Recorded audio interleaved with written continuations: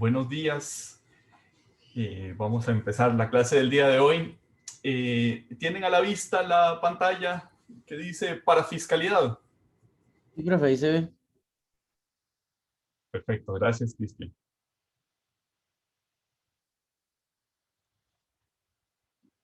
Pues bien, en la clase anterior habíamos terminado precisamente con este tema de parafiscalidad y habíamos comentado que la parafiscalidad es el circuito paralelo al fiscal, mientras el fiscal es el principio, el circuito en el que entran a los órganos normales de, de la división administrativa, al Estado costarricense, a las municipalidades, al Estado nacional en los países como España, Estados Unidos, Argentina, que tienen tres niveles de gobierno. Este es el nivel fiscal.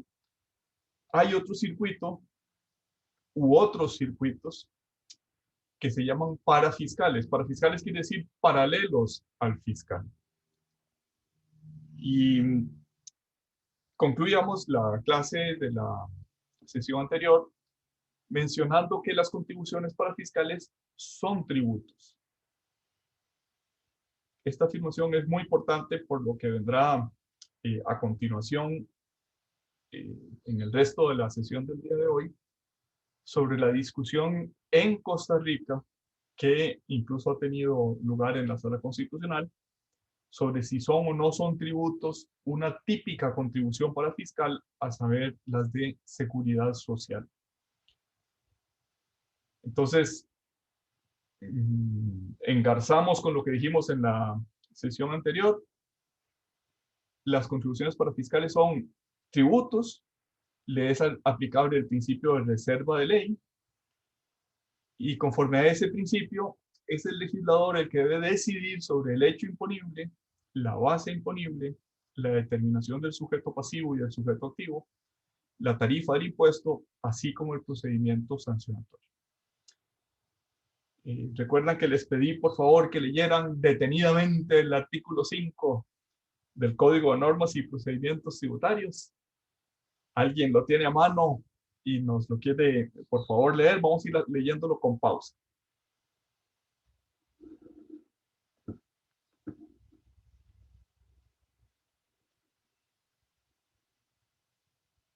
¿Alguno o alguna valiente que quiera leernos el artículo 5, por favor, del Código Tributario?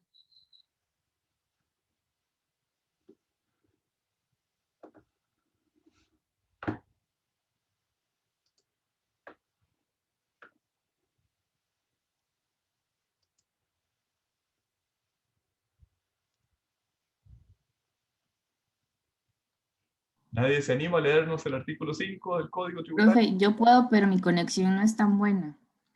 Bueno, Dice, artículo 5. sí. Materia privada de la ley. Privativa. Privativa. En cuestiones tributarias, solo la ley puede: A. Crear, modificar o suprimir tributos. Definir el hecho generador de la relación tributaria. Establecer las tarifas de los tributos y sus bases de cálculo. E indicar el sujeto pasivo. Pausa. B. Pausa. Noten que lo más importante, bueno, todo es importante en este artículo, pero lo inicialmente más importante es la creación. Solo la ley puede crear el tributo. Una vez que lo crea, todos los perfiles, quién lo cobra, quién lo paga, sobre qué se calcula, una vez que se tiene la base de cálculo, cuál es la tarifa aplicable y, muy importante, cuáles son las sanciones, tienen que estar definidas en la ley. Continúe, por favor. B. Otorgar exenciones, reducciones o beneficios. C. Tipificar las infracciones y establecer las respectivas sanciones. D. Establecer privilegios, preferencias y garantías para los créditos tributarios. Y E.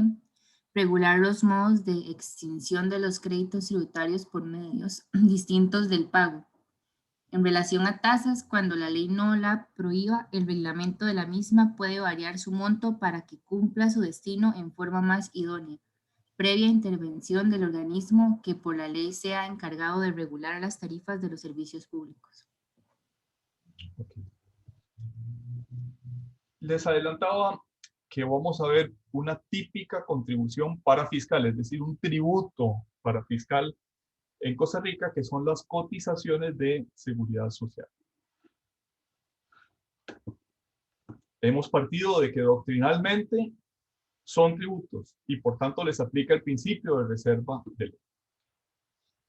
Las contribuciones de seguridad social están establecidas no solo en la ley, sino directamente en la Constitución Política, cuyo artículo 73 establece la seguridad social y la forma de financiarla, mediante una contribución forzosa tripartita. Forzosa, esto es obligatoria, del Estado, de los patrones y de los trabajadores.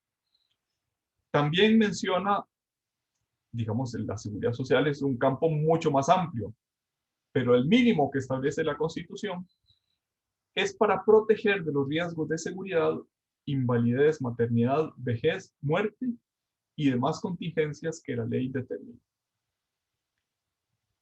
Esos riesgos que están en la Constitución se han agrupado en lo que en la terminología de la Caja Costarricense del Seguro Social se llama seguro IBM, invalidez, vejez y muerte.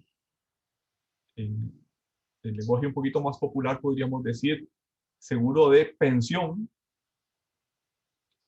y otro seguro que se llama de enfermedad y maternidad.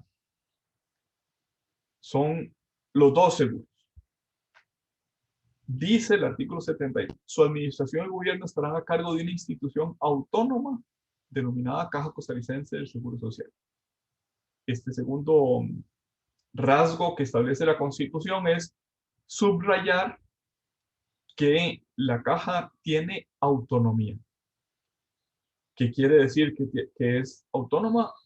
Que tiene potestades de autogobierno y que no puede serle impuesto con criterios políticos por parte del Poder Ejecutivo. Las decisiones que se refieran a la administración y gobierno de la seguridad social. Eso bastaría, el reconocer esa autonomía en la Constitución Política, sería suficiente, pero el legislador constitucional quiso además señalar que sus fondos y reservas no pueden transferirse ni emplearse en finalidades distintas de las que motivaron su creación.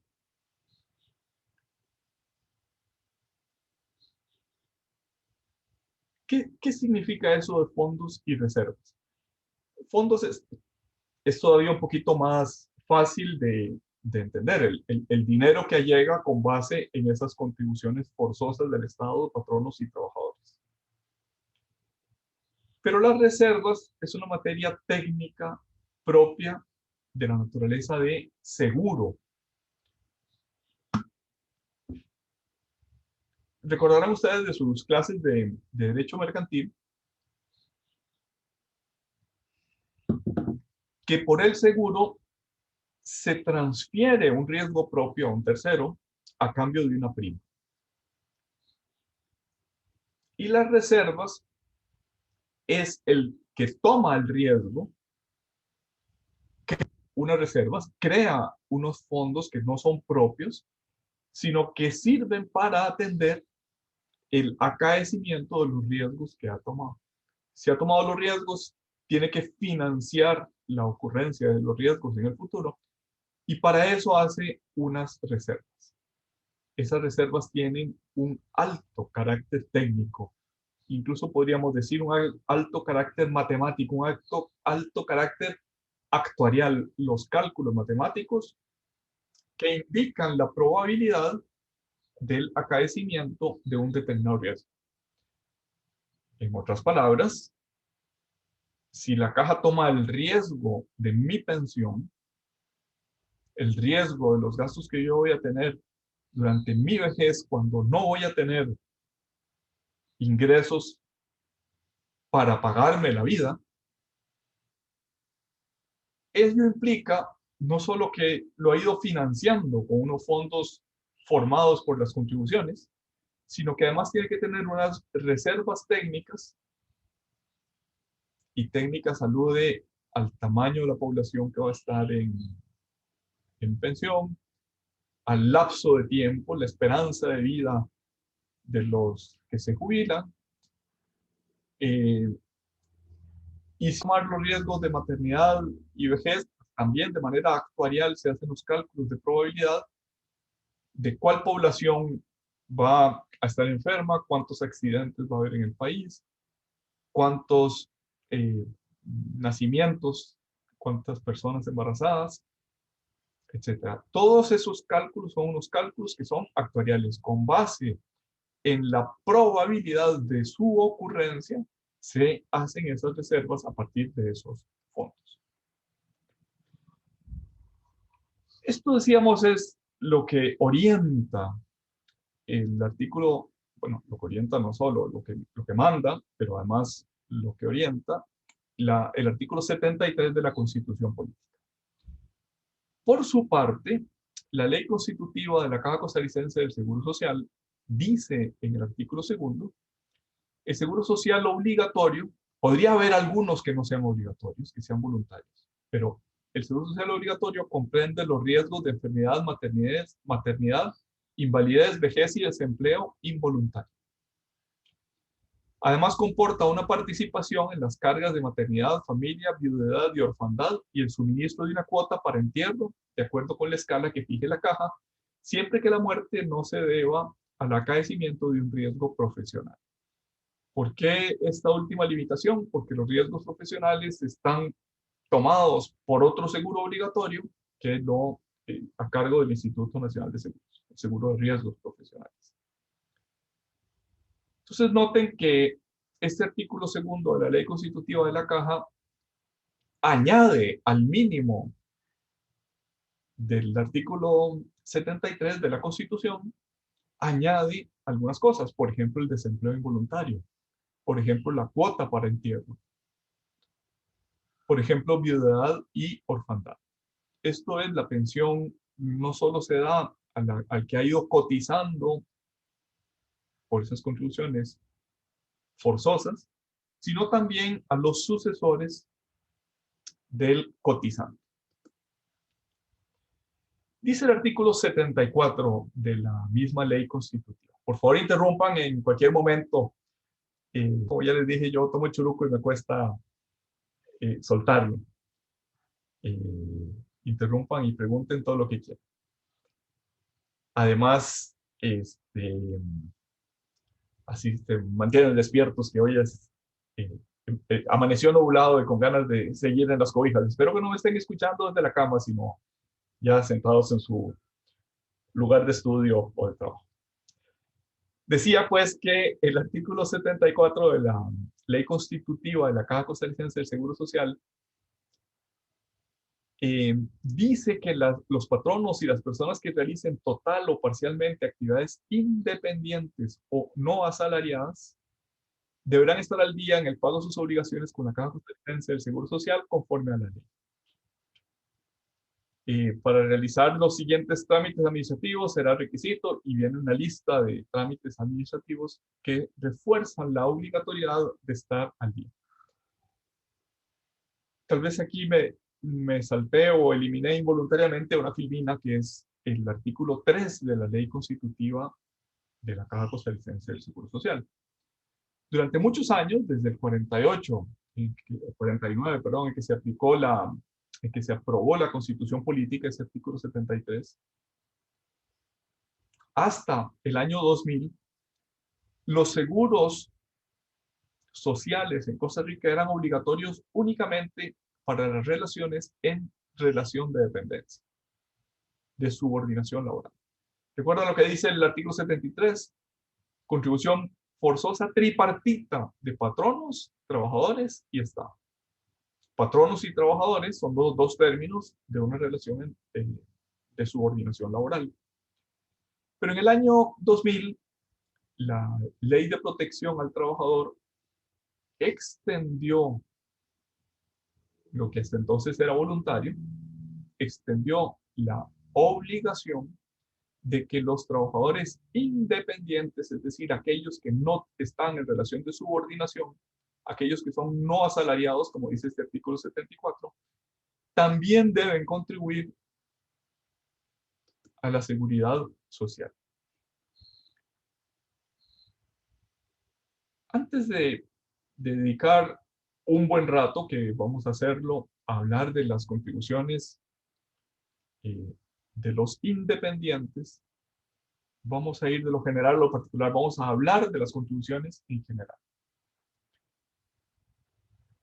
Dice este dictamen de la Procuraduría del año 2000, estamos frente a un deber constitucional que el derecho de la Constitución le impone a los habitantes de la República, frente al cual no cabe eximentes. Es una afirmación fuerte. No quiero decir que la comparta, simplemente lo que quiero decir es que es una afirmación muy severa. Si el deber está en la Constitución, entonces es imposible que la ley establezca exenciones. No se puede eximir a nadie del derecho, perdón, de la obligación de contribuir a la seguridad social.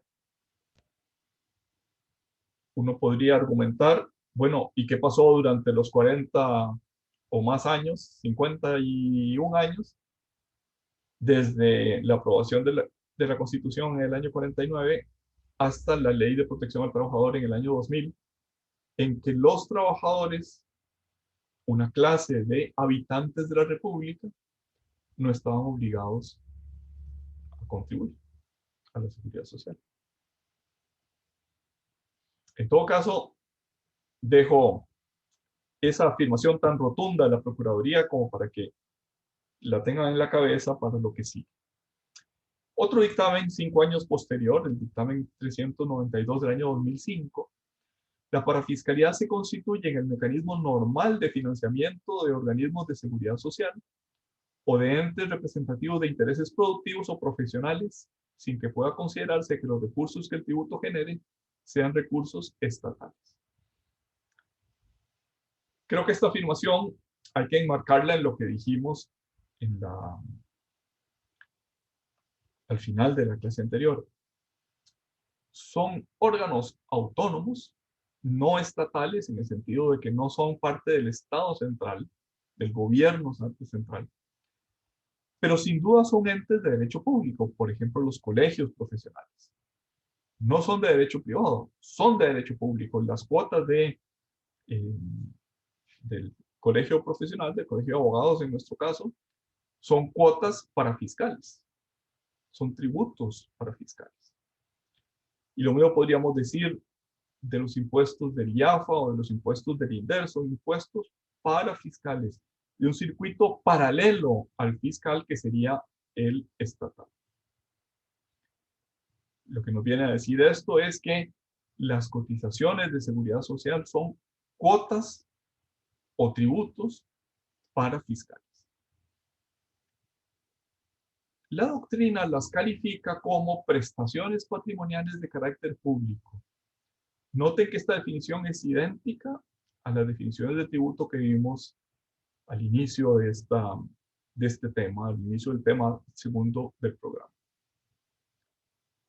Dice esta autora Urquizuca Valle, múltiples prestaciones pueden considerarse prestaciones patrimoniales de carácter público, tales los precios públicos, las tarifas de servicios públicos, en Costa Rica las llamamos tasas, determinados cánones y sobre todo las cotizaciones de la seguridad social.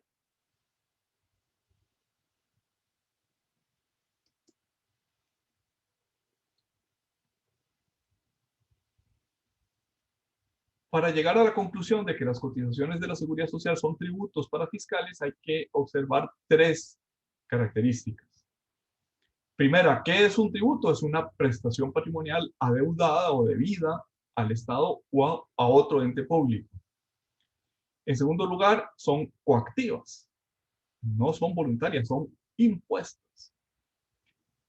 Y en tercer lugar, tienen que estar primordialmente destinados a las necesidades públicas, a la financiación de necesidades públicas. Entonces, esos tres elementos, características del tributo, se adeudan a un ente público, son coactivos y se destinan a la financiación de necesidades públicas. Eso define el tributo y define también que las cotizaciones a la seguridad social sean tributo.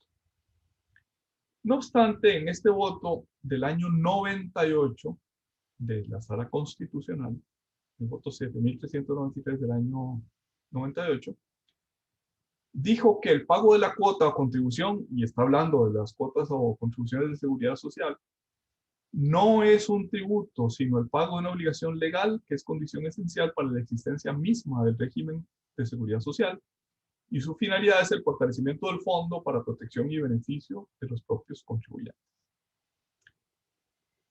Hay una contradicción importante, porque se dice no es tributo taxativamente, sino el pago de una obligación legal. Y uno podría preguntarse, bueno, pero los tributos todos son obligaciones legales.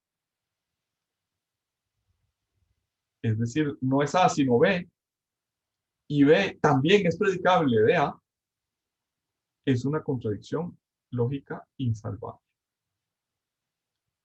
También dice en este voto que su finalidad es la existencia del régimen de seguridad social y el fortalecimiento del fondo.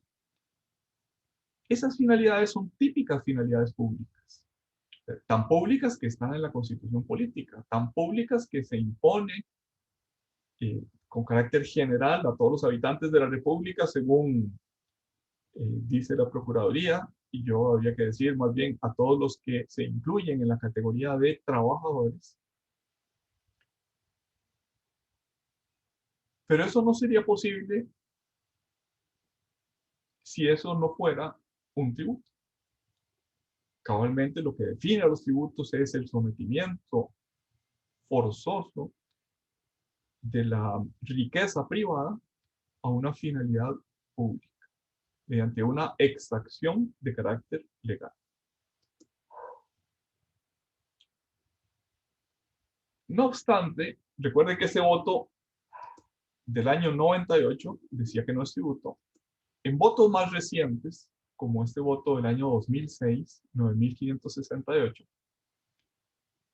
dijo lo contrario, constituye un tributo para fiscal. Antes no es tributo, ahora es un tributo para fiscal. En este caso, en este voto del año 2006, se discutía si las reglas de la base presunta que están en el Código Tributario se podían aplicar o no se podían aplicar a los procedimientos de inspección de la Caja Costarricense del Seguro Social. El que había recurrido a la sala decía, si como usted dijo en el 98 no son tributos y no están, esas potestades no están en la ley constitutiva de la Caja, esas potestades de determinación sobre base presunta, por tanto, el reglamento de la Caja que permite aplicar esas normas de base presunta es inconstitucional. Está aplicando unas normas del Código Tributario, el reglamento deriva al Código Tributario, cuando la sala ha dicho no son tributos. Pues bien, la sala dijo en ese momento, el pago de los seguros sociales se constituye en un tributo para en tanto sus fondos están dispuestos a favor del ente de gestión social, con lo que rompen el principio de caja única.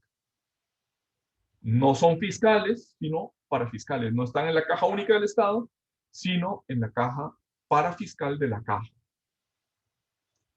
cuya administración se atribuyó por mandato constitucional, artículo 73 de la Constitución Política, Caja Costarricense del Seguro Social.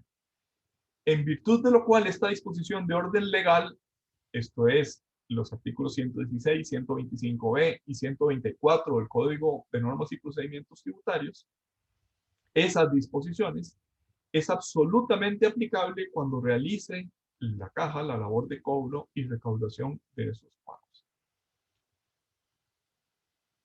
¿Qué se discutía? Se discutía que la caja no tenía esas potestades en su ley y que el reglamento remitía al Código Tributario, al Código de Normas y Procedimientos Tributarios. En el contexto de que la caja había dicho 8 años antes de este voto, había dicho no son tributos.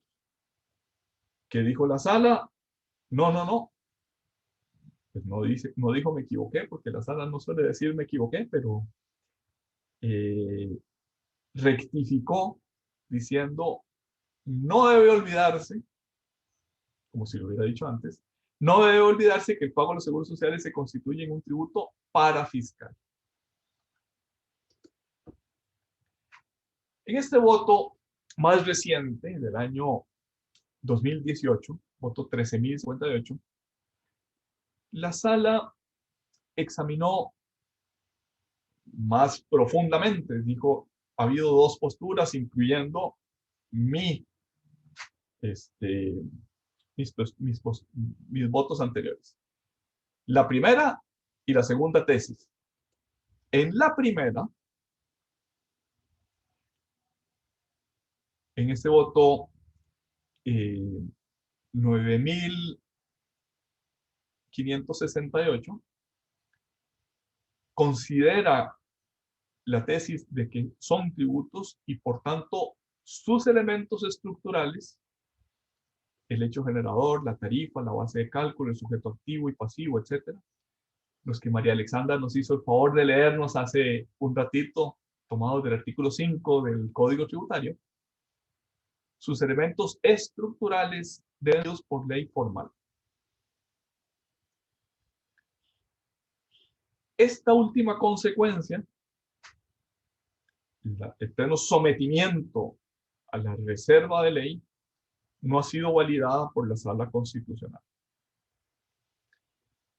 En esta dirección, si los elementos estructurales de la contribución parafiscal no estuviesen establecidos por ley formal, se estaría vulnerando el principio de legalidad tributaria, máxime si se toma en cuenta que en la lucha de los varones ingleses por hacerse de la potestad tributaria, algunos encuentran el origen del parlamento y la democracia.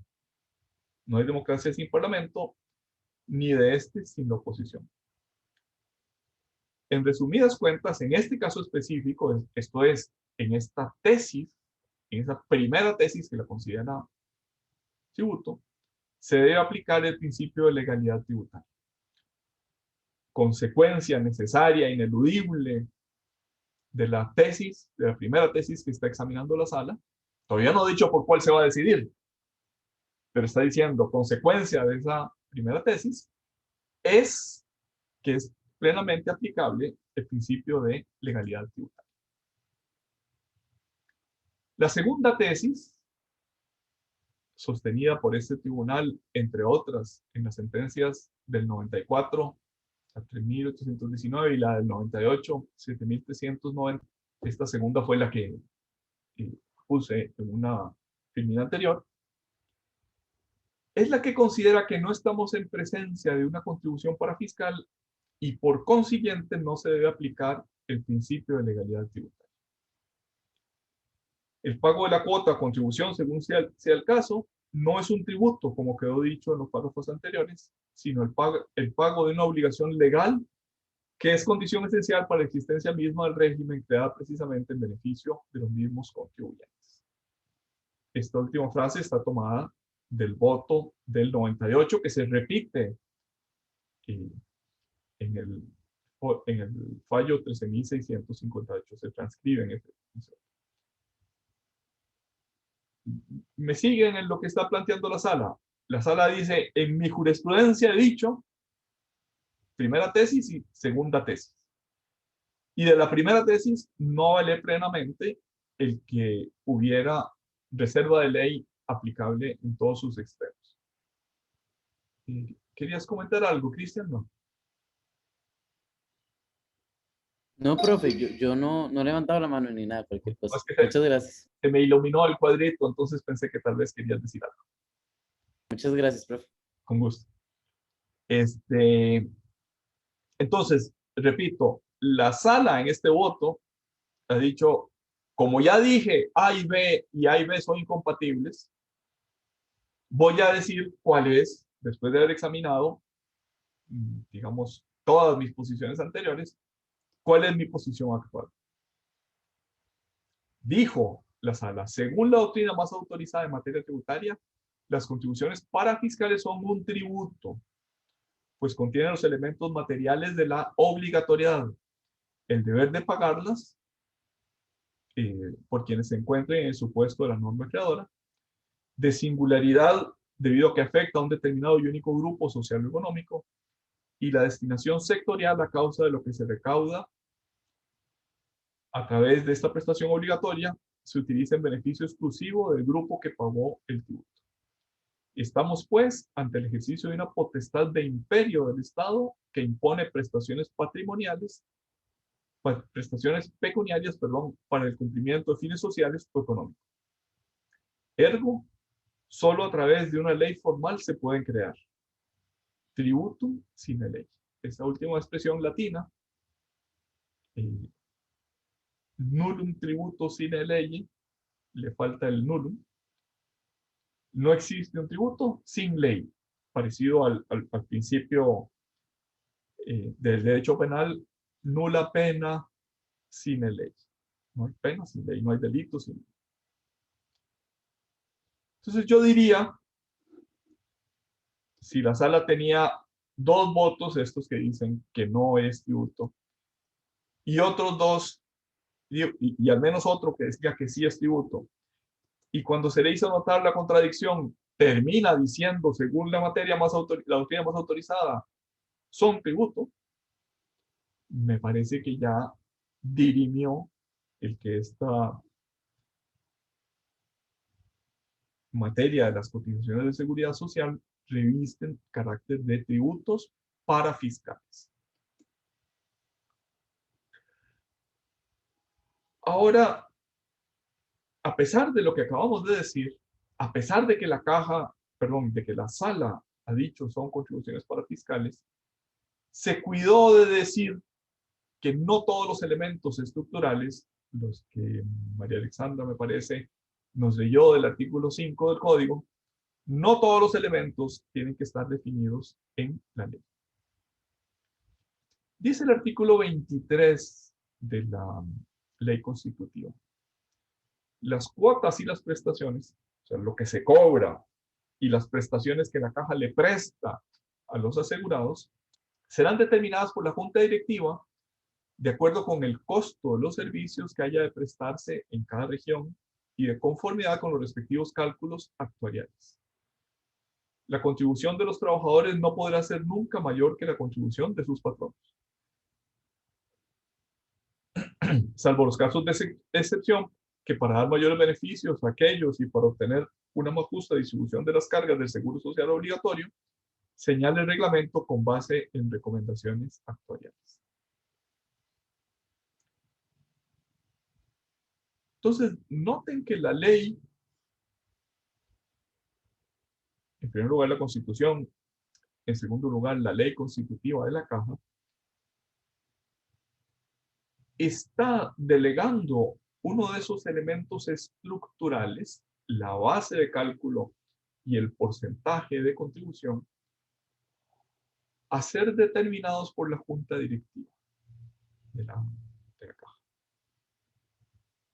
Este es quizás el elemento al que se refería la sala cuando decía que no ha avalado la consecuencia de que el principio de legalidad sea plenamente aplicable a las cuotas de seguridad social. Pareciera que hay un elemento, a saber, los elementos de cuantificación base por tarifa, que no están en la ley, sino que están en una decisión de la Junta Directiva con base en recomendaciones actuariales. ¿Qué quiere decir recomendaciones actuariales? Recomendaciones basadas en un cálculo de probabilidad.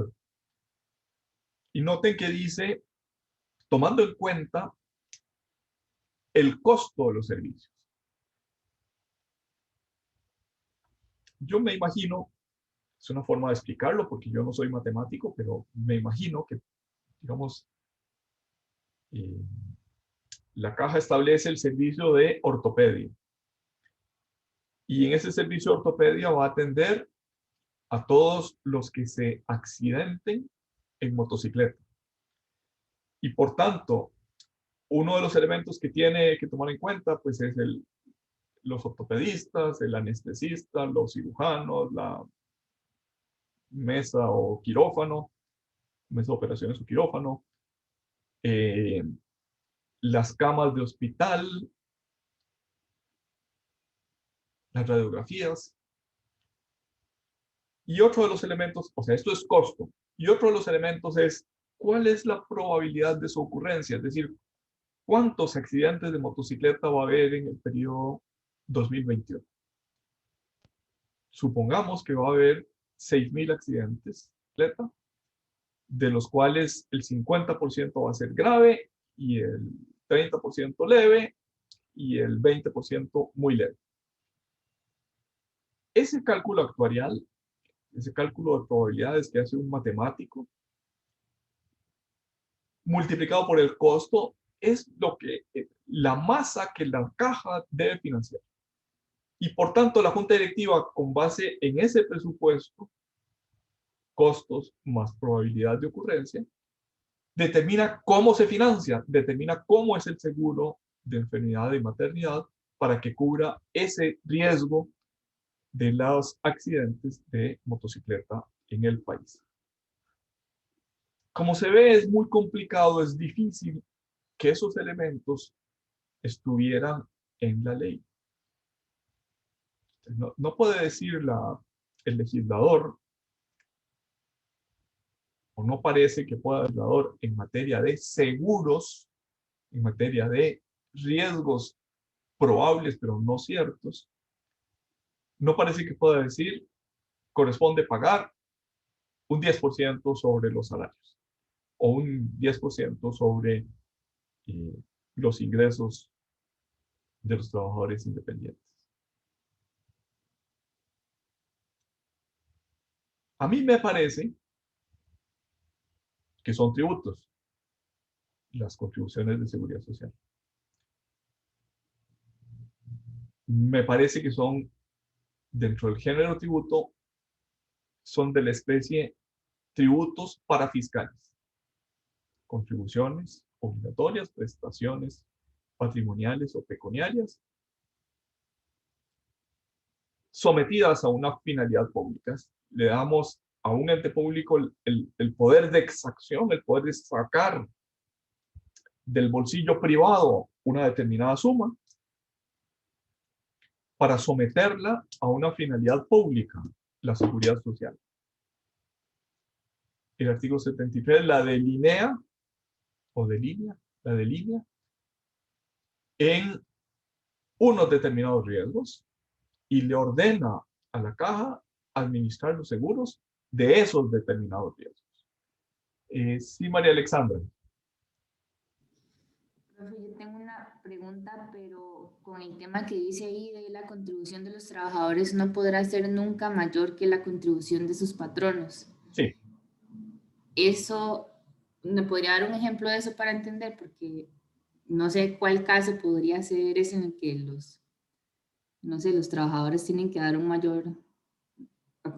mayor contribución. No, ningún caso. O no entendí.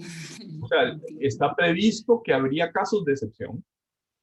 O sea, en norma general no puede ser mayor. Podría haber casos de excepción cuando haya una muy justificada necesidad de una más justa distribución de las cargas para dar mayores beneficios a los trabajadores. Pero en la práctica no hay ningún caso. O sea, no te puedo poner ningún ejemplo porque no hay ningún caso. Sí, es que me estaba imaginando algo, pero no sé.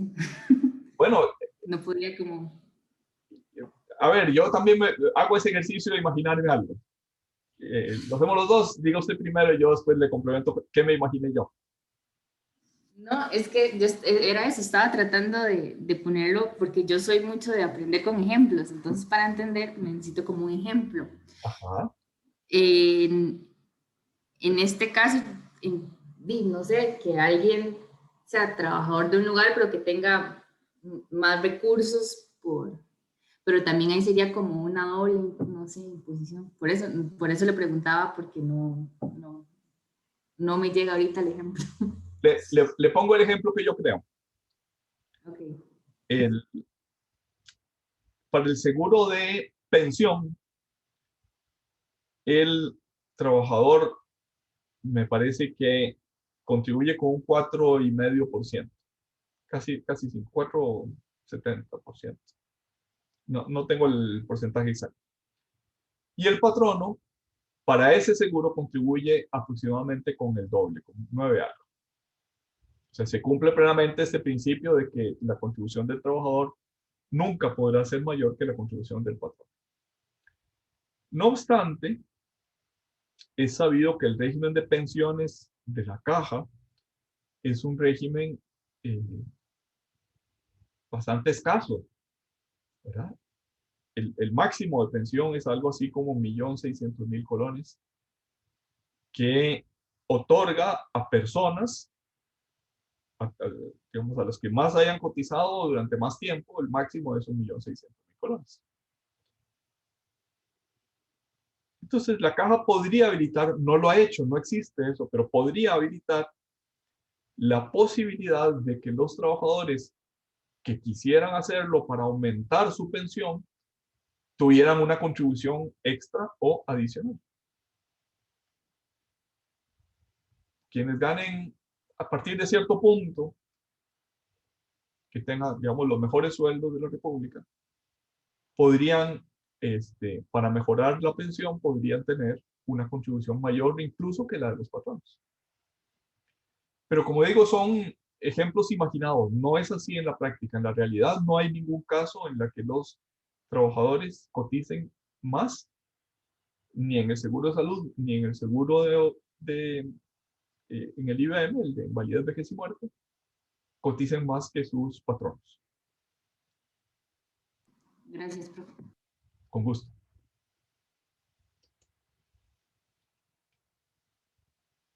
Hemos hablado de las contribuciones en generales. Ahora vamos a hablar de las contribuciones de los trabajadores independientes. ¿Qué quiere decir independientes? Que no están en relación de dependencia laboral, que no tienen patrón. La Ley de Protección al Trabajador modificó, ya lo habíamos dicho, el artículo 3 de la Ley Constitutiva de la Caja Costarricense del Seguro Social para añadir la obligatoriedad de los independientes de cotizar a la Seguridad Social. O sea, hasta la Ley de Protección al Trabajador eran obligatorias exclusivamente eran obligatorias las contribuciones exclusivamente de los trabajadores en relación de dependencia. Después de la Ley de Protección al Trabajador, siguieron siendo obligatorias esas contribuciones de los que estaban en relación de dependencia, pero también se volvieron obligatorias, se añadió entre los obligados a cotizar a los que eran trabajadores sin relación de dependencia, no asalariados. El transitorio 12 de esa Ley de Protección al Trabajador delegó en la Junta Directiva de la Caja definir el momento a partir del cual esa obligatoriedad iba a tener lugar. O sea, se estableció la obligación, pero se deja en suspenso hasta que la Junta Directiva dé el banderazo de salida. Y ese banderazo de salida, aunque la Ley de Protección al Trabajador es del año 2000, sucedió en abril del 2005. 5 años después, la Junta Directiva dijo, a partir de ahora, los trabajadores independientes están obligados a cotizar. No obstante, ni las bases, ni las tarifas, ni la base de cálculo, ni las alícuotas fueron definidas en la Ley de Protección al Trabajador. Recuerden que veníamos diciendo que el régimen constitucional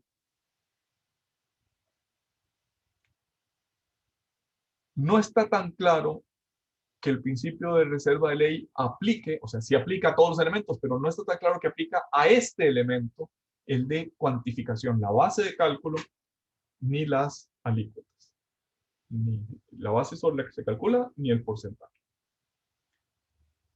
Ahora, cuando alguien que no estaba en la disposición constitucional, los trabajadores independientes, se añade, no por reforma constitucional, sino por reforma legal, entra la duda de si el régimen ha de ser exactamente igual.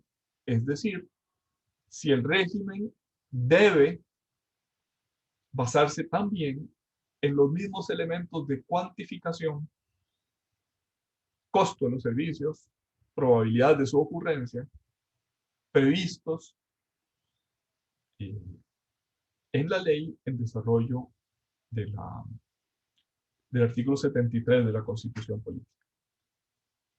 Pareciera que es lo lógico. Solo estamos señalando que ni la base ni las alícuotas fueron definidas en la ley. Lo único que sí definió la ley fue que el trabajador independiente no estaría obligado a pagar cuota patronal.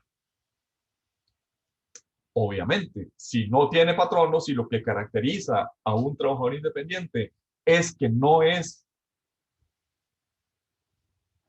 patrono, perdón, que no es asalariado y por tanto no tiene patrono, en consecuencia, el trabajador independiente no está obligado a pagar la cuota de no existe, sino solo la cuota del trabajador. Con esos poquísimos elementos, el desarrollo de todo el régimen de trabajador independiente se dejó a resoluciones de la Junta Directiva de la Caja Costarricense del Seguro Social, que ha ido emitiendo reglamentos que no son decretos ejecutivos, esos reglamentos son resoluciones de la Junta Directiva. Brian, ¿querías preguntar o comentar? Profesor, gracias. Era para preguntarle, según lo que hemos visto hasta hoy, podría asumir que un trabajador que se encuentre en una relación de dependencia laboral, o sea, que tenga un patrón, no podría decir o tomar la decisión de no pagar la contribución a la caja y optar por un seguro privado. En efecto, eso es exactamente la consecuencia de decir que son contribuciones obligatorias en la Constitución Política. Puede optar por un seguro privado, pero no en lugar del seguro público, sino en adición al seguro, al régimen de seguridad social. Se puede tomar el seguro privado, pero no en lugar ni disminuir las contribuciones compulsivas o obligatorias de la seguridad social. De acuerdo, profe, gracias. Eso es una gran discusión en el mundo, no voy a decir en Costa Rica. Es una gran discusión el que haya un régimen único de seguridad social, que se hayan puesto todos los huevos en una sola canasta por diseño del legislador constitucional,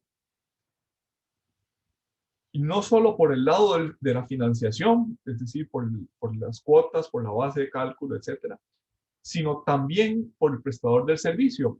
Por ejemplo, hay países, recuerdo ahorita Inglaterra después de las reformas de Margaret Thatcher, en las que es obligatorio tener un seguro y los elementos de ese seguro están determinados por ley, pero el que presta los servicios del seguro, yo puedo escogerlo. O sea, hay Caja Costarricense del Seguro Social 1, bueno, Caja Inglesa del Seguro Social 1, Caja Inglesa del Seguro Social 2, aseguradora privada, Lloyds, etcétera, que compiten entre sí en la prestación de esos servicios. es obligatorio estar asegurado, pero no es obligatorio que vayan todos a un ente en Gran Bretaña. En Costa Rica, el diseño constitucional, el artículo 73 de la Constitución se le encarga a un órgano llamado Caja Costarricense del Seguro Social y se establece un régimen de contribuciones forzosas. Esto es, no se dejan a la voluntad ni de patronos ni de asalariados. Profe, Sí, sí, es que me surgió la duda básicamente porque, bueno, independientemente de la veracidad o no de las cosas que se dicen, es que la caja en determinado momento podría llegar a no soportar este régimen de pensiones a lo largo del tiempo, no sí, ser estable. así es. Entonces, bajo esa premisa, diría yo, estaríamos forzados, bueno, algunos trabajadores que sean asalariados, a seguir contribuyendo para una causa que no van a llegar a ver. Por una causa perdida. Sí, Sí, exactamente. Entonces, no hay la posibilidad de llevar el seguro de manera privada y así evitar esta situación, ¿verdad? sí, así es. Así es. O sea, para que no fuera así, habría que cambiar el artículo 73 de la Constitución Política. Que eso, pues, no está nada fácil cambiarlo.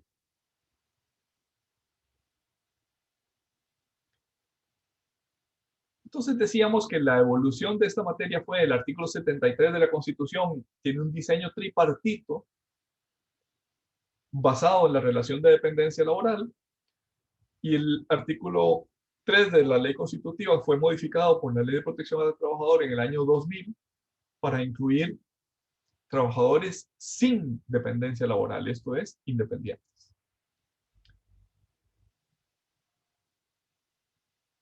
Ahora, a partir del año 2006, bueno, en realidad del año 2005, la Junta Directiva de la Caja fijaba las contribuciones de los trabajadores independientes con base en un ingreso de referencia. ¿Qué quiere decir un ingreso de referencia? No es sus ingresos reales, sino una suma aprobada por la Junta Directiva. Esto empezó en el año 2005 con algo así como 340.000 colones. Esa era la base del ingreso de referencia. Y con alícuotas iguales a las alícuotas de los asalariados. En aquel entonces, 4.75% del seguro de enfermedad y maternidad y 4.75% del seguro de invalidez, vejez y muerte.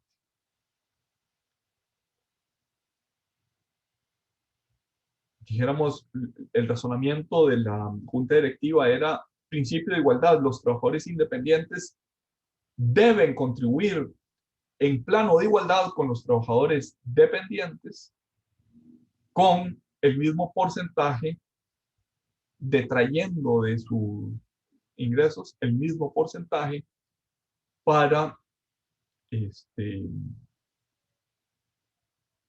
contribuir a la seguridad social.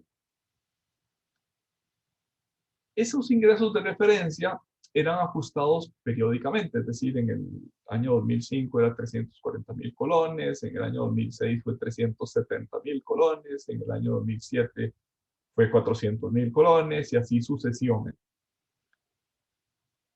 Sin embargo,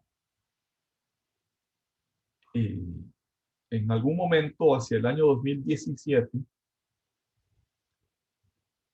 sin cambiar las reglas, sin cambiar las normas, la inspección de la caja comenzó a fijar las contribuciones de seguridad social con base en las declaraciones de impuestos sobre la renta de los independientes.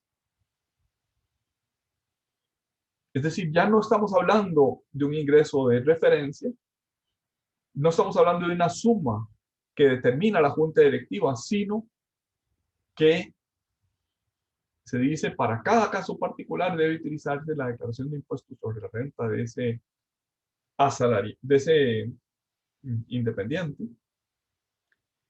Y las alícuotas comenzaron a crecer notablemente.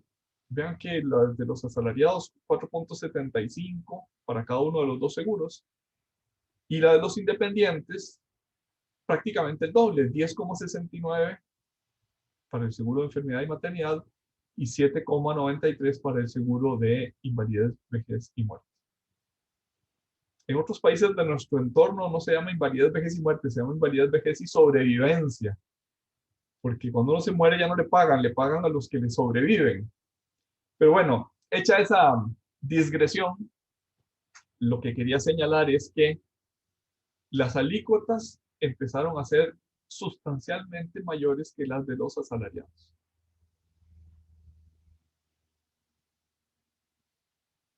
Al punto que los independientes me parece que tienen derecho a decir, bueno, es que no se está cobrando solo la cuota del trabajador, sino que se está cobrando encubiertamente por la puerta de atrás la cuota del patrono que la ley expresamente dice que no le corresponde pagar a los independientes.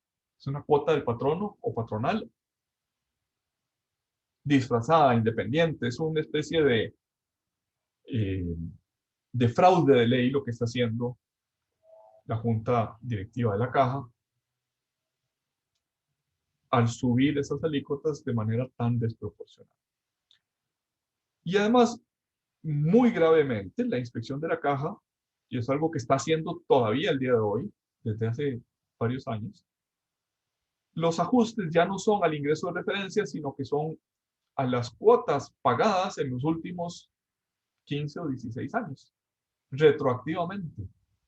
No es que usted pagó bien cuando pagó una alícuota calculada sobre el ingreso de referencia, sino que hay que cambiarla con base en las declaraciones de impuestos sobre la renta retroactivamente. Veámoslo en números.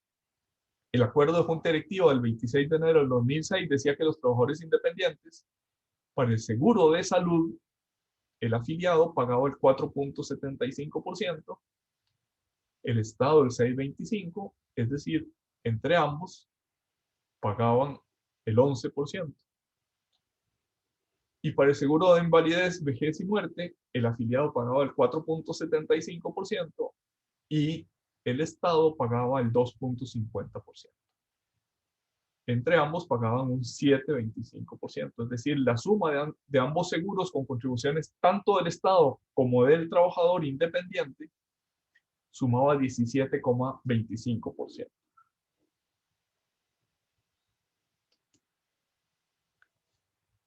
Estas son las reglas de juego actualmente en vigor, el 1 de enero del año 2021.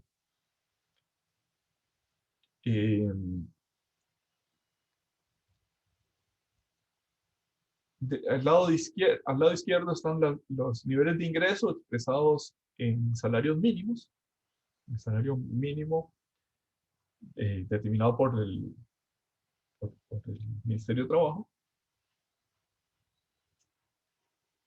Y luego vienen los seguros de enfermedad y maternidad y de invalidez, vejez y muerte en las dos columnas del centro y de la derecha.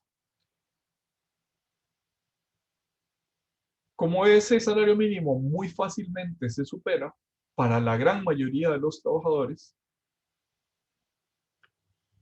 la contribución del seguro de salud es 10,69 y la de el seguro de pensiones es de 8,09. Es decir, para un total entre ambos del 18,78%. ¿Se entiende lo que quise decir o no se entiende?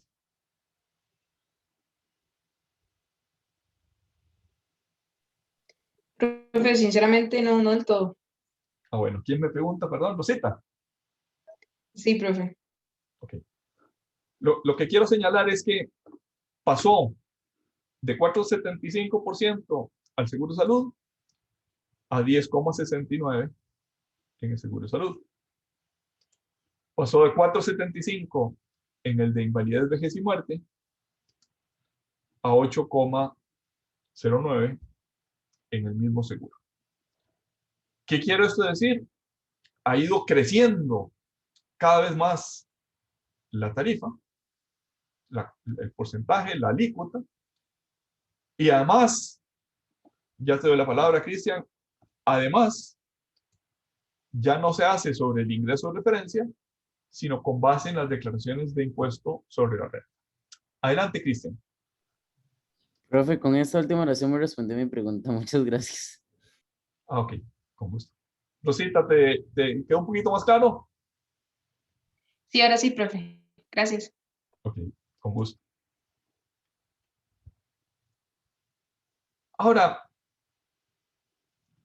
esa remisión a las reglas del impuesto sobre la renta parece ilegal. O sea, no está en la ley constitutiva de la Caja Costarricense. No se menciona para nada la ley del impuesto sobre la renta, sino que la base imponible es sobre las remuneraciones que bajo cualquier denominación se paguen con motivo derivadas de la relación obrero-patronal. Cuando no hay relación obrero-patronal, sino cuando estamos frente a independientes, lo lógico debería ser remuneraciones que por cualquier denominación reciba un trabajador independiente. ¿Causadas por qué? Por su trabajo. Ninguna norma, ni en la Constitución, ni en la ley constitutiva, permite una remisión en bloque a las normas del impuesto sobre la renta, del impuesto sobre las utilidades. Y además tampoco hay una base imponible en la ley, ni una tarifa en la ley que se identifique con las de impuestos sobre la renta.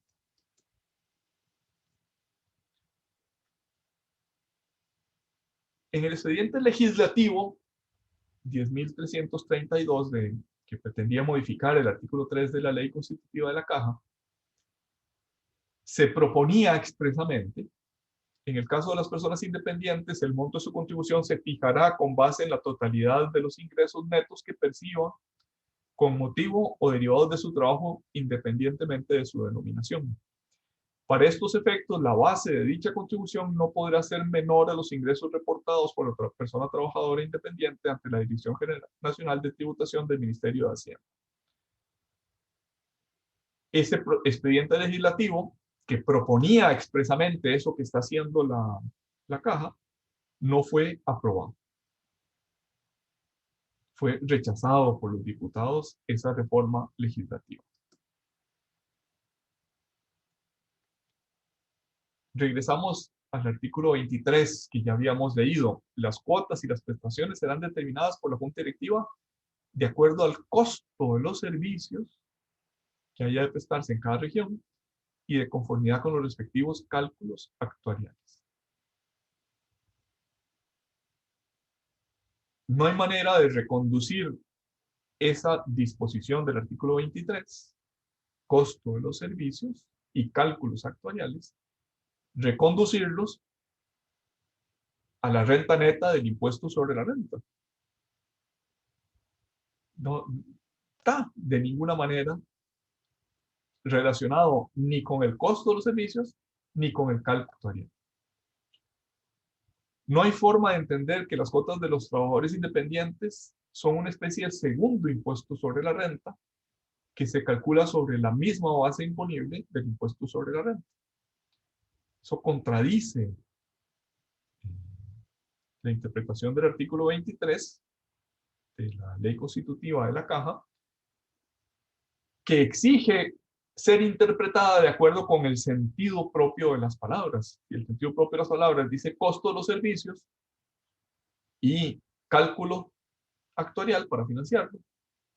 No hay manera de que esas palabras, de acuerdo con el sentido propio de las palabras, pueda ser interpretado como base imponible a efectos del impuesto sobre la renta. Cabalmente porque el impuesto sobre la renta no está diseñado para ser calculado en función del costo de servicios ni de estudio actuarial alguno. ¿Qué consecuencias tiene esa? En mi opinión, es una violación a la reserva de ley. ¿Qué consecuencias? Incluye territoriales y extraterritoriales. O sea, por ejemplo, si yo soy un trabajador independiente que trabajo en Costa Rica, pero también presto servicios en Panamá, ¿incluye los ingresos que yo obtenga en Panamá o no? Si yo tengo alquileres, es decir, si no es mis orígenes, el origen de mis ingresos, efectos del impuesto sobre la renta, no son mi trabajo, sino que yo tengo, por ejemplo, unos locales que doy en alquiler, son rentas pasivas, rentas de capital. ¿Esas rentas están grabadas o no están grabadas con las cuotas de seguridad social?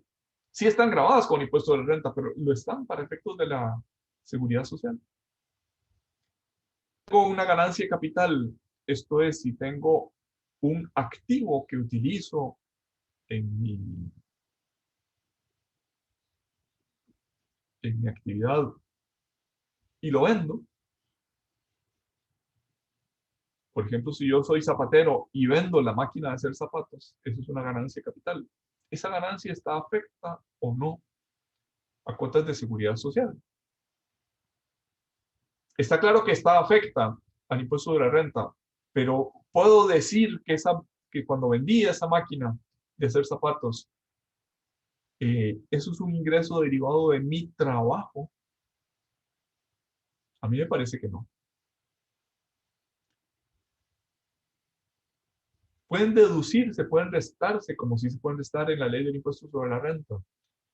Las pérdidas de capital, es decir, la máquina valía 100, pero ya no vale 100 en el mercado porque se quedó obsoleta. Ahora, pues quiero creer que no digo una sandez si digo que ahora los zapatos se hacen por impresión 3D y por tanto la máquina de hacer los zapatos y de hacer las formas de los zapatos pues se quedó obsoleta en el tiempo. Y por tanto, aunque valía 100, yo solo la puedo vender por 70, porque ya quedó obsoleta. Esa pérdida de capital sí sería deducible a efectos del impuesto sobre la renta, pero no sabemos si la puedo rebajar de mis cuotas de seguridad social. Más importante aún, ¿qué pasa con el impuesto sobre la renta? Yo puedo disminuir el impuesto sobre la renta. Base imponible del impuesto sobre la renta, menos impuesto, eso es lo que me queda y sobre eso contribuye a la seguridad social. ¿O debo contribuir antes de pagar el impuesto sobre la renta? Un gasto que no sea deducible a efectos del impuesto de la renta, pero un gasto real, por ejemplo, los gastos incurridos fuera de nuestras fronteras, puede restarse a efectos de las cuotas de seguridad social o no. Si yo tengo que hacer una retención, por ejemplo, porque yo soy un trabajador independiente que utilizo una marca o una propiedad intelectual por la cual pago una regalía a alguien del exterior. Pues no sé, por ejemplo, yo, mi trabajo es que soy youtuber y tengo que pagar una licencia especial de YouTube eh, que está sujeta a una retención de impuestos sobre la renta en Costa Rica.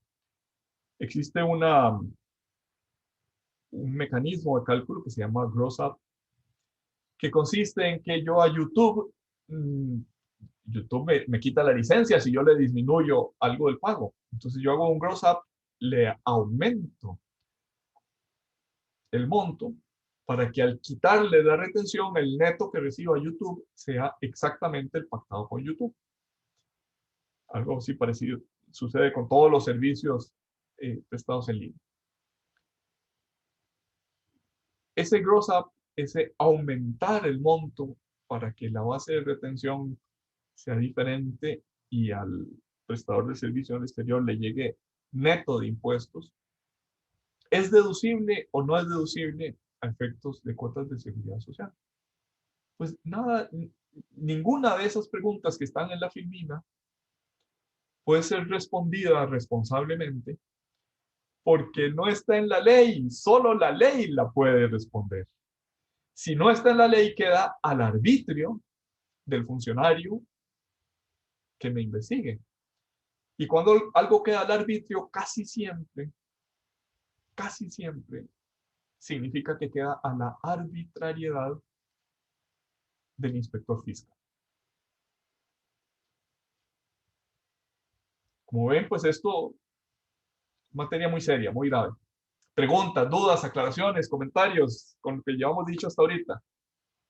Profesor, Sí, Pablo.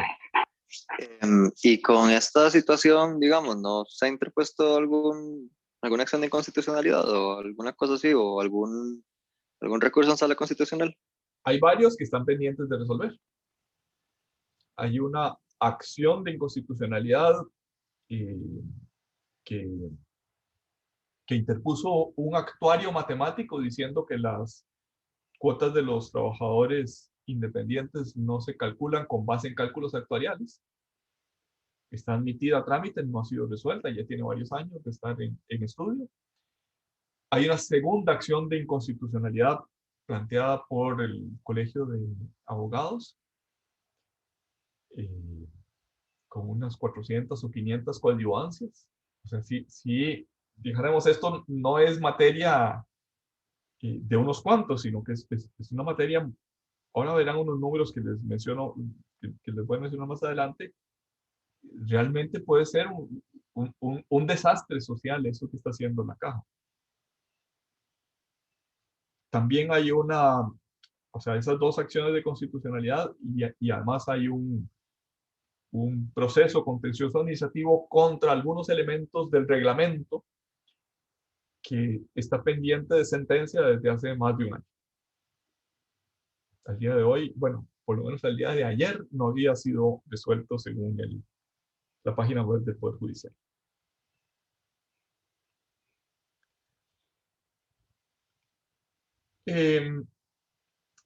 Esto es una captura de pantalla del sistema de recaudación de la caja, que se llama CICERI, Sistema de Recaudación Centralizada, que son esas siglas. Y en él claramente se dice, si va a presentar la planilla, no seleccione el asegurado voluntario ni el asegurado trabajador independiente, los cuales no realizan presentación de planilla. Es decir,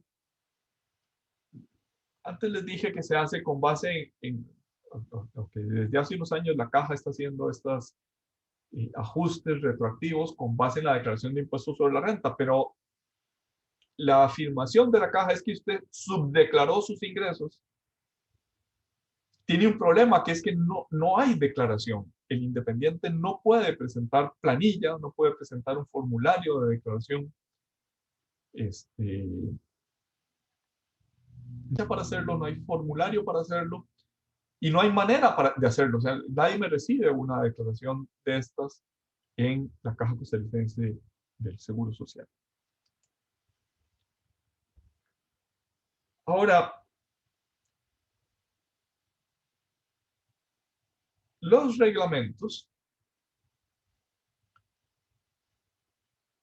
hablan de un sistema de estimación objetiva, no sobre los ingresos sobre la renta, sino sobre un ingreso de referencia. Por ejemplo, el artículo 33 del Seguro de Invalidez, Vejez y Muerte, en cuanto a los ingresos por concepto de contribuciones, regirán las siguientes disposiciones. B. En el caso de los asegurados voluntarios o trabajadores independientes, la contribución será el 10,50% sobre el total de ingresos de referencia. Ingreso de referencia, ya lo dijimos antes, no es el ingreso real, es un ingreso determinado por la Junta Directiva para hacer este cálculo. Y ese salario de referencia o ese ingreso de referencia se fija periódicamente por la Caja Costarricense de Seguro Social. Todavía al día de hoy lo sigue fijando.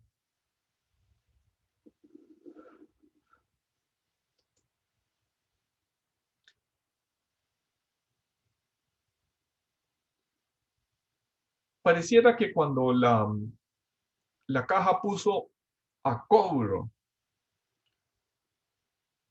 unas determinadas sumas, o sea, cuando fijó un ingreso de referencia y sobre ese ingreso de referencia emitió una factura y diciendo, usted, señor fulano de tal, tiene que pagar cuotas de seguridad social, eso parece ser un acto propio.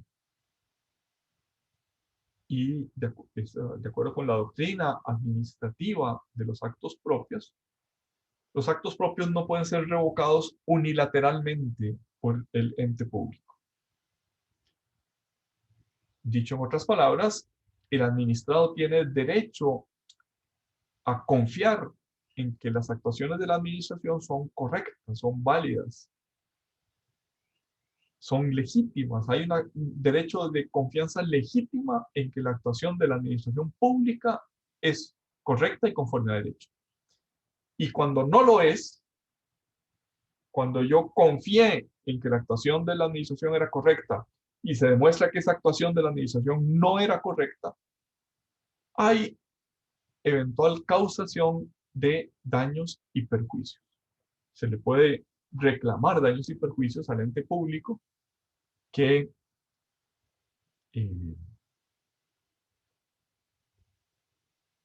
cuya conducta traiciona esa confianza legítima.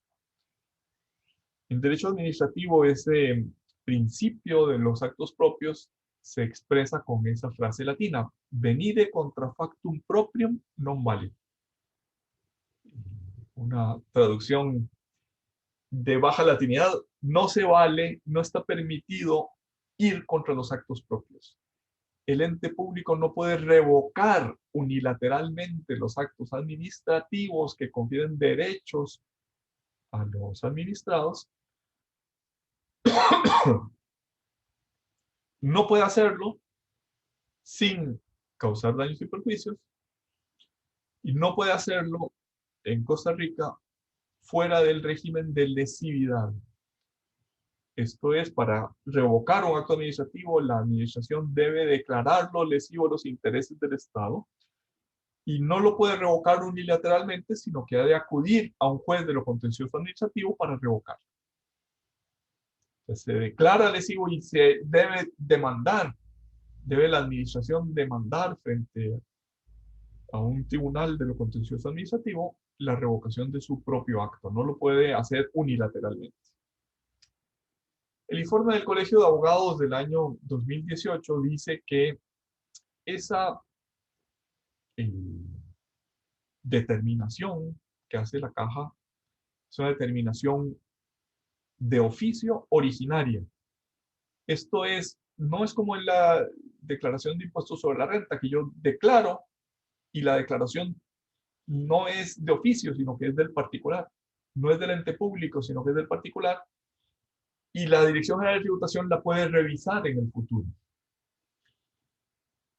En el caso de las contribuciones de seguridad social, yo no declaro nada, la caja me fija un salario de referencia y sobre ese salario o ingreso de referencia me pone un porcentaje de contribución. Ese porcentaje de contribución que se manifiesta en un recibo, en una puesta a cobro que hace la caja, no puede ser, según este informe del Colegio de Abogados, no puede ser revocable a no ser que tenga causa de nulidad absoluta o mediante un proceso de lesividad regulados respectivamente por los artículos 155 y 172 de la Caja de la Ley General de la Administración Pública.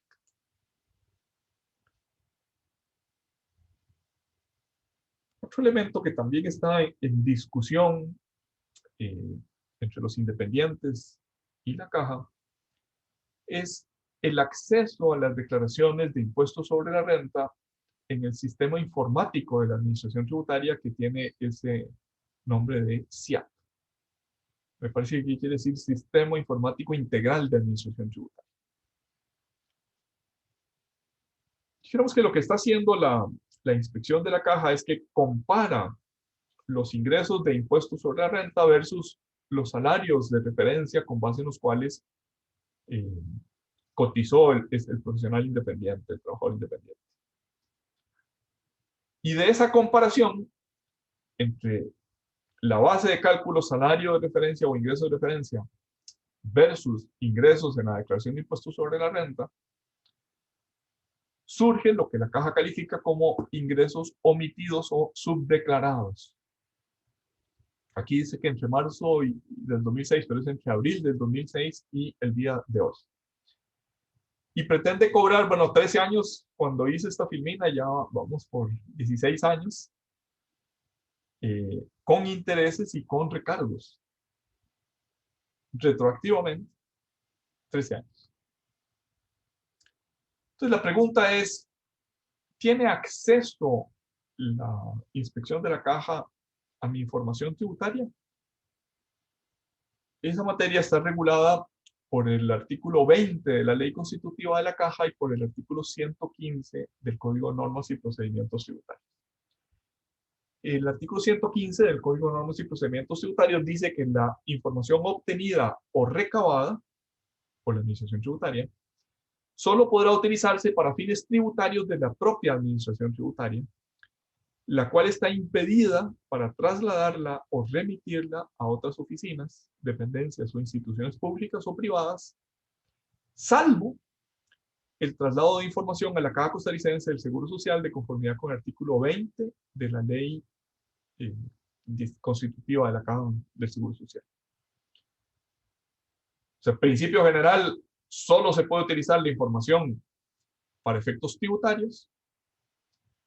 No puede ser remitido excepto a la caja conforme al artículo 20. Ese artículo 20 dice que para efectos de esta ley, es decir, de la ley constitutiva de la Caja Costarricense del Seguro Social, el director del Departamento de Inspección de la Caja tendrá la facultad de solicitar por escrito a la tributación y a cualquier otra oficina pública la información contenida en las declaraciones, los informes, los balances y sus anexos sobre salarios, remuneraciones e ingresos pagados o recibidos por los asegurados, a quienes se les podrá recibir declaración jurada sobre los hechos investigados. Entonces, ¿qué dice el 115? Lo que recibe la Administración Tributaria no se puede compartir, excepto a la caja.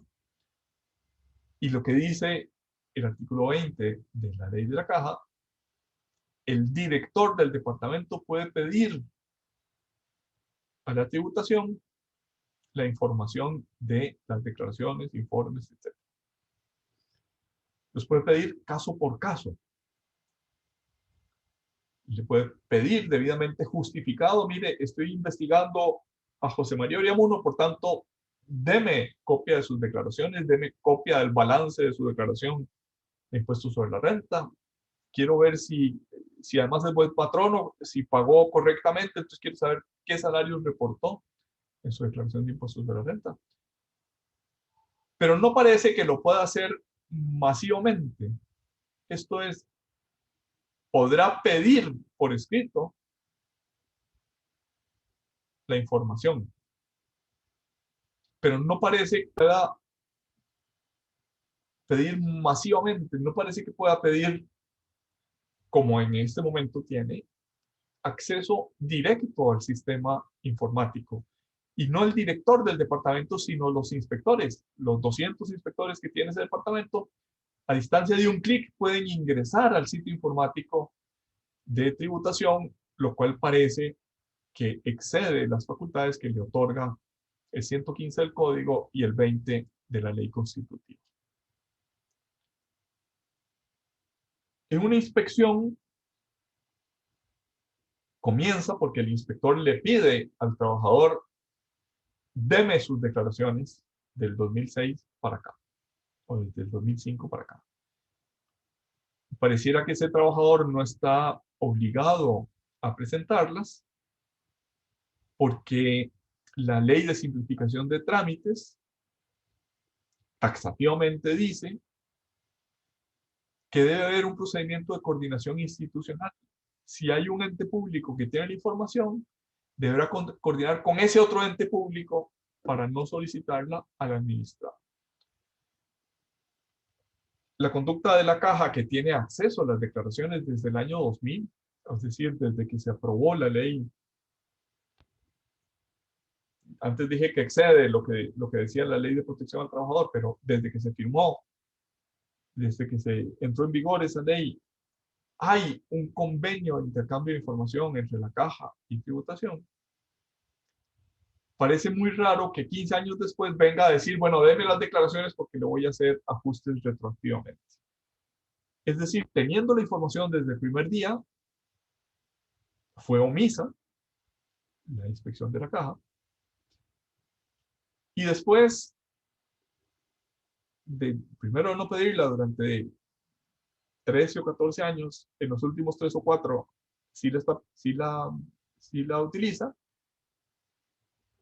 Y lo utiliza tardíamente porque lo utiliza retroactivamente, que genera una deuda en alguien que creía estar al día con sus contribuciones de seguridad social y de repente descubre que no está al día, sino que debe sumas realmente millonarias.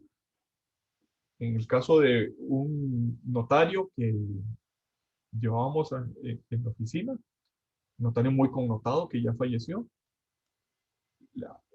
el monto en disputa por contribuciones de trabajadores independientes, él creía estar plenamente al día y lo que dice la inspección de la caja es que debía 700 millones de colones. Tenía que vender su casa, su carro, su patrimonio entero para pagar esa deuda. Y qué conchada hacerle eso a alguien que está en el final de su vida laboral, cuando ya debería estar gozando de una pensión. Más bien lo que está haciendo la caja es confiscarle su patrimonio. 700 millones de colones es una suma inmensa.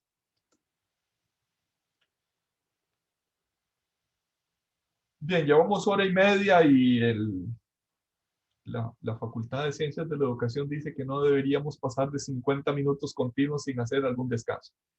Vamos a hacer un descanso, quizás después de la pregunta que quería hacer María Alexandra y regresamos.